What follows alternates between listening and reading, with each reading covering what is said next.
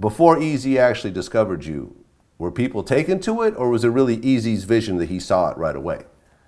Well, I mean, Eazy saw it right away. I mean, like, as soon as he rapped on the phone to him, like, he saw it, he got it, like, immediately. You know what I'm saying? And once he brought us out to LA and we started going in the studio, he didn't really care if people got it or not. Like, he was pushing it, like, he was gonna push it regardless because he believed in it. Like, and you know what I'm saying? He used to take us around. It's like he used to come pick us up just to take us around to different people. It's like he was showing us off. He was like, he would take it to some people and just be like, rap for them. And then, you know, we was so eager, like, we get the bus and then everybody just be looking at us like crazy, like, yo, that shit sounded crazy. You know what I'm saying? Like, so he really put a lot of work into it, like, getting us out there, because he was real excited, like, when he came across us. Right, and I heard that he was actually the one that shot the photo for your cover, your first EP, I guess? Yes, yeah, Creepin on the cover. He shot the whole cover, the front, the back, the single cover of us jumping off the little building in the back, all that. He shot all that. Okay. And then when that project came out, did you guys know it was going to be as big as it was, or was it a bit of a surprise? I mean, we knew it was gonna make some noise because we was with Eazy-E, but we didn't know that it was gonna grow we was gonna grow legs of our own that fast. It's like we was like, you know what I'm saying? It's like kind of like, not to take nothing from E, but like on the music level, like, we started surpassing, like, very, very fast and blowing up. And he even told us, he was like, y'all keep this up, y'all could be bigger than what we did.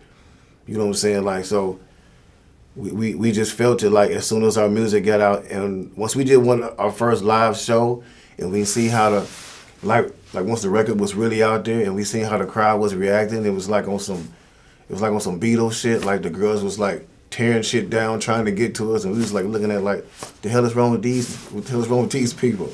You know what I'm saying? Like, you know, like, females fainting in the crowd and shit. We like, yo, what the fuck? Is she dead? We was tripping, you know what I'm saying? That shit was crazy. So you guys started to blow up. Mm-hmm. But then at one point, I was noticing that Bizzy wasn't around the group all the time. Like, why was it that you started to sort of go off and not really be part of Bone Thugs the way you are now, it seems? Because what I wanted to do to the people at the record label, my boys didn't want me to do.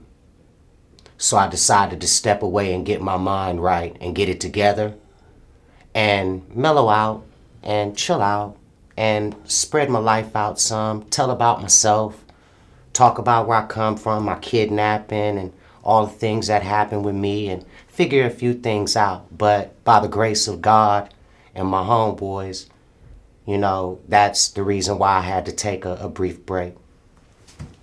I mean, I remember seeing an interview a while ago where you were so upset with Ruthless Records, you were actually talking about killing Tameka. And among other things.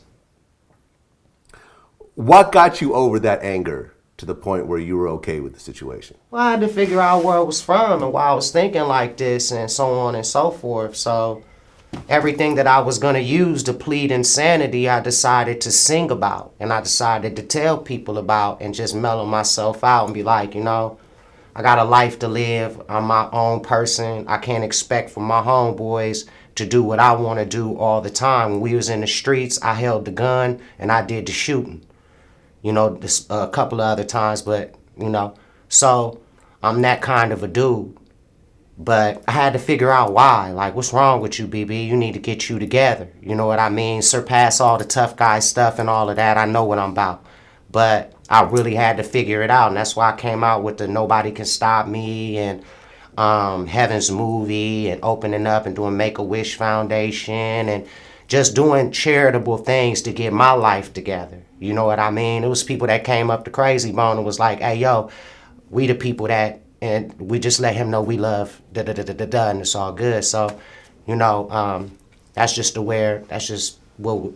what actually happened. As far as everything else on the inside, I wanted our masters, of course. I want us to run our own company. I want us to do our own thing, you know, all that crazy mess. I was young, and I was really, really dumb at that time, and I thought that through those risks we would be able to make it like we did in the streets that brought us there. But that's not what it is in the business world.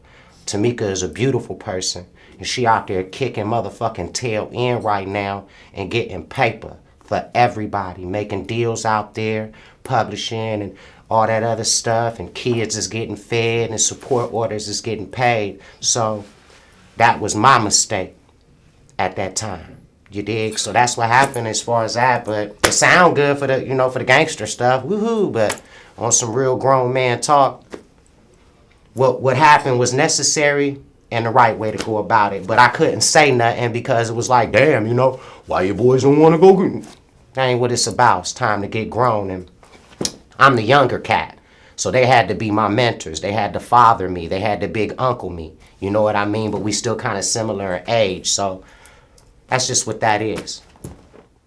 Well, I remember when I interviewed Eazy-E's son, and he had some issues with Tameka as well. But the one thing that he said that was kind of interesting was he said it's very touchy on what a lot of people feel, what happened at the hospital, where she come from, how she get this, how she got that. It's just like a lot of gotta understand. It's like this. It's one way or the other. You don't have things situated and set up. You can't leave it to your parents. They don't know too much. Let's just say a whole heap of company, or they, as Suge would say, or anybody in that sense, let me use one of his words, are gonna fight you for this and get it, or either end up taking it away from you. You can't give it to no kids, you know what I mean? So at the time, being in music herself, what other understanding they got? Can I honestly tell you the understanding at the time, that day on the bed? No. My grandmother, yeah, she can. Have I asked her? I don't care to. You know what I mean? It happened. You know what I mean? I don't care to. And the times that I want to, I could. There's times that I can fish for certain things, but I have a knowledge to what the situation was going on at the time when he decided to say, hey, this is what we're going to do, and this is what's going to happen. And it was handed over to her, and she had a lot of fighting and paying to do to keep it from individuals say, I own this, I own that, I'm a part of this, Eric did this with me. So this is what we're going to deal with when he passes away. You know what I mean? We're going to deal with not only that, kids, all kind of stuff. Did she make all the right choices? No. Did a couple people end up holding the bag as she was trying to figure it out? Yes. But overall, he felt that she was the right choice to take over the company. Yeah, definitely. Had to have, because he didn't give it to nobody else. So that's definitely hands down. Yeah. So it sounds like at this point, everything's been worked out. Yeah, everything's working out good, especially with the missus. She doing so good, living her life. And the Straight Outta Compton movie came out. She's doing even better, because she owns the rights to Eazy-E and stuff like that. So she happy. Last time I talked to her, she was like, things wasn't going so good for her financially, and we had us a nice talk in the car, et cetera, et cetera. And then now this thing jumping off for her is, it's really, really good to see her okay. You know what I mean? And she made sure she put our Bone album in there during that scene. I know all of that was her. So definitely. I love it, man. Grown man shit right there.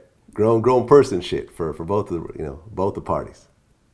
Now there was a part, Bizzy, where there was this time, and I guess it was during the time that you were talking about that you kind of went off on your own.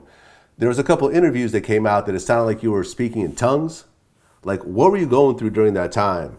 I wouldn't know. A lot of that stuff, I change every day. I just like a relationship that I may have been in years and years and years ago. Once it's gone, once it's over, it's over. I believe in elevating and continuing to elevate all the way up into normalcy.